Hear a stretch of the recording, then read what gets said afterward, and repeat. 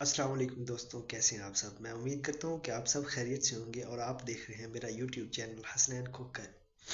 دوستوں، 8 فروری کو ہونے والے الیکشنز کے بارے میں آج ہم کچھ باتیں شیئر کریں گے۔ الیکشن ہوئے، الحمدللہ اچھے ہوئے، سب نے اپنا رائے حق دے استعمال کیا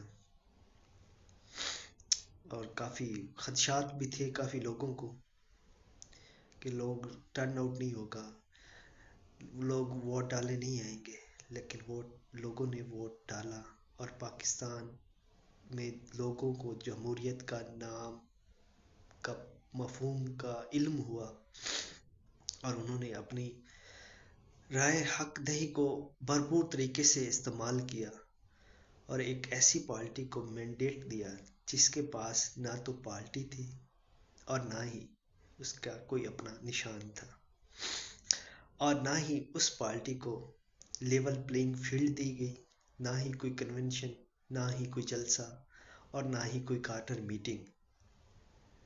پھر بھی عوام نے اپنا مینڈیٹ اس ایک آدمی کو دیا جس کو خان عمران احمد نیازی کہتے ہیں، اور یہ بہت بڑا ٹرن آؤٹ تھا عوام کی طرف سے، اور عوام کا بھرپور اعتماد تھا ایک ایسے شخص پر جس نے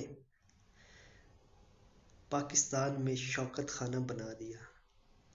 وہ شوکت خانم جو کمیٹی میں کہنے والے لوگ کہتے تھے کہ یہ پاسبل ہی نہیں ہے، لیکن کہتے ہیں کہ خان لوگ ضد کے پکے ہوتے ہیں اور اس نے بنا دیا اللہ کے کرم سے۔ اس کے بعد نمل یونیورسٹی بنا دی اس وقت جب اس کے پاس کوئی سرکاری عہدہ بھی نہیں تھا۔ حکومت میں آنے کے بعد 3.5 سال حکومت میں اس نے عام لوگوں کے لیے جو فیسلٹیشن پیدا کی، اور وہ لوگ آج اس تمام فیسلٹیز کو مس کر رہے ہیں۔ لنگر کھانے، پناہ گاہیں، درخت لگائے اور نہ جانے ایسے کئی ہزاروں کام جو اس نے کیے۔ صحت کارڈ بنائے جس میں ایک عام آدمی کو ایک ایسے ہسپتال میں جس کے اندر داخل ہونا بھی وہ اپنے لیے معیوب سمجھتا تھا، اور امیروں کو بھی وہیں پرائیویٹ ہسپتالوں میں گھسیٹ دیا اور عام آدمی کو بھی۔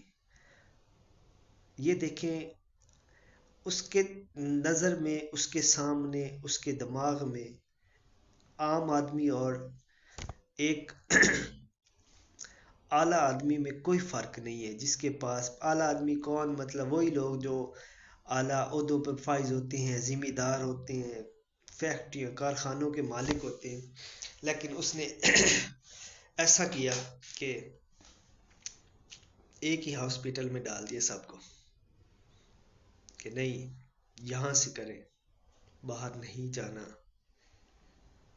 یہ میرا ملک ہے، میں اس ملک کی عوام کا ایک خاص چنا ہوا نمائندہ ہوں، جس میں اور اب بات کر لیتے ہیں ہم شعور کی۔ میری 26 سے 27 سال عمر ہے، 27 اولڈ ایج، اور میں نے اپنی زندگی میں 4 سے 5 الیکشن دیکھ لیے ہیں، اور شعور کی بات ہو رہی ہے، وہ شعور جو خان مفت میں ہی بانٹ کے عوام میں چلا گیا ہے۔ مجھے 2024 کے الیکشن میں پتہ چلا کہ فارم 45 کیا ہوتا ہے۔ فارم 45 کے اندر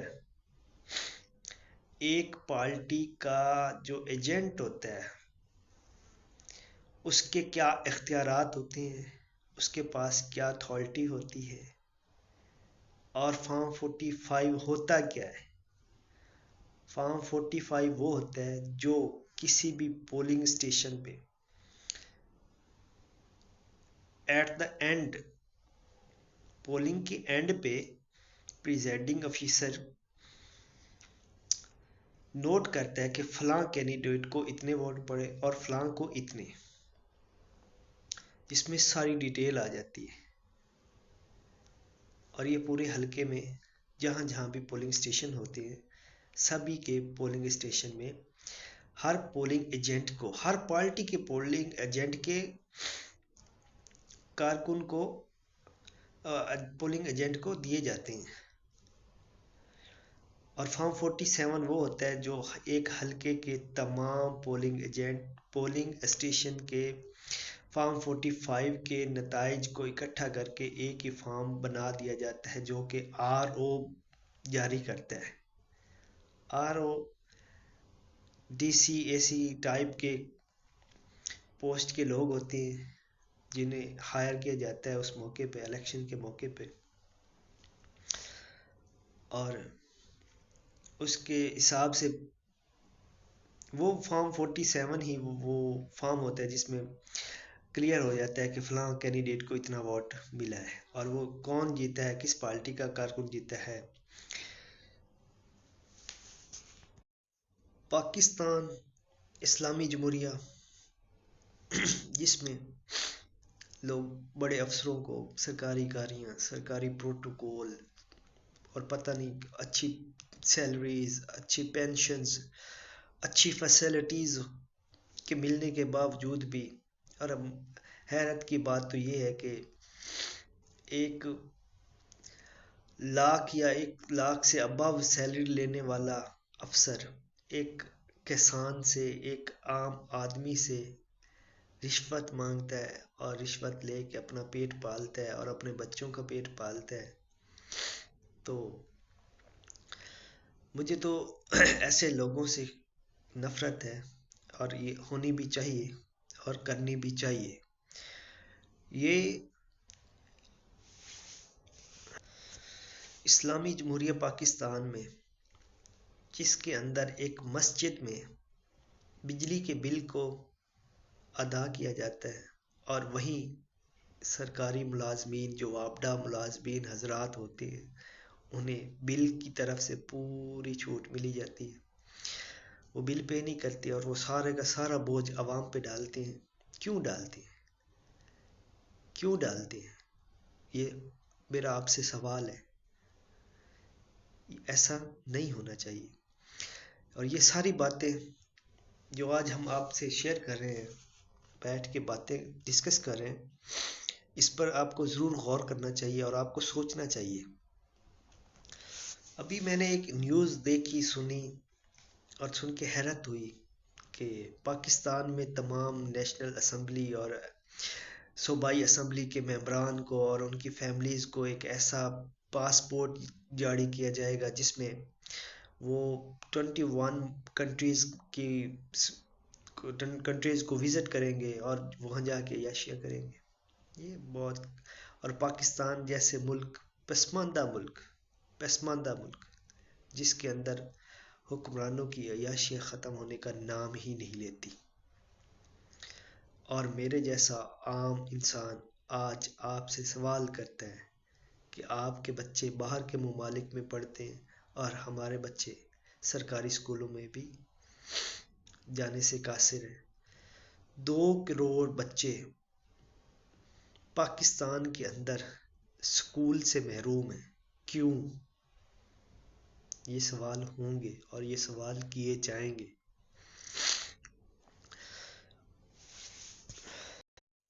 पाकिस्तान इस्लामी जमहूरिया, जिसमें लोग बड़े अफसरों को सरकारी गाड़ियाँ, सरकारी प्रोटोकॉल और पता नहीं अच्छी सैलरीज, अच्छी पेंशन्स, अच्छी फैसिलिटीज़ के मिलने के बावजूद भी, और अब हैरत की बात तो ये है कि 1 लाख या 1 लाख से अबव सैलरी लेने वाला अफसर एक किसान से, एक आम आदमी से रिश्वत मांगता है और रिश्वत लेके अपना पेट पालता है और अपने बच्चों का पेट पालता है। तो मुझे तो ऐसे लोगों से नफरत है, और ये होनी भी चाहिए और करनी भी चाहिए। ये اسلامی جمہوریہ پاکستان میں جس کے اندر ایک مسجد میں بجلی کے بل کو ادا کیا جاتا ہے اور وہیں سرکاری ملازمین جو وابڈہ ملازمین حضرات ہوتے ہیں انہیں بل کی طرف سے پوری چھوٹ ملی جاتی ہے، وہ بل پے نہیں کرتے اور وہ سارے کا سارا بوجھ عوام پہ ڈالتے ہیں. کیوں ڈالتے ہیں؟ کیوں ڈالتے ہیں؟ یہ میرا آپ سے سوال ہے. ایسا نہیں ہونا چاہیے. اور یہ ساری باتیں جو آج ہم آپ سے شیئر کر رہے ہیں، بیٹھ کے باتیں ڈسکس کر رہے ہیں، اس پر آپ کو ضرور غور کرنا چاہیے اور آپ کو سوچنا چاہیے. ابھی میں نے ایک نیوز دیکھی، سنی اور سن کے حیرت ہوئی کہ پاکستان میں تمام نیشنل اسمبلی اور صوبائی اسمبلی کے ممبران کو اور ان کی فیملیز کو ایک ایسا پاسپورٹ جاری کیا جائے گا جس میں وہ 21 کنٹریز کو وزٹ کریں گے اور وہاں جا کے عیاشیاں کریں گے. یہ بہت، اور پاکستان جیسے ملک، پسماندہ ملک جس کے اندر حکمرانوں کی عیاشیاں ختم ہونے کا نام ہی نہیں لیتی. اور میرے جیسا عام انسان آج آپ سے سوال کرتا ہے کہ آپ کے بچے باہر کے ممالک میں پڑھتے ہیں اور ہمارے بچے سرکاری اسکولوں میں بھی جانے سے قاصر ہیں. 2 کروڑ بچے پاکستان کے اندر اسکول سے محروم ہیں. کیوں؟ یہ سوال ہوں گے اور یہ سوال کیے جائیں گے.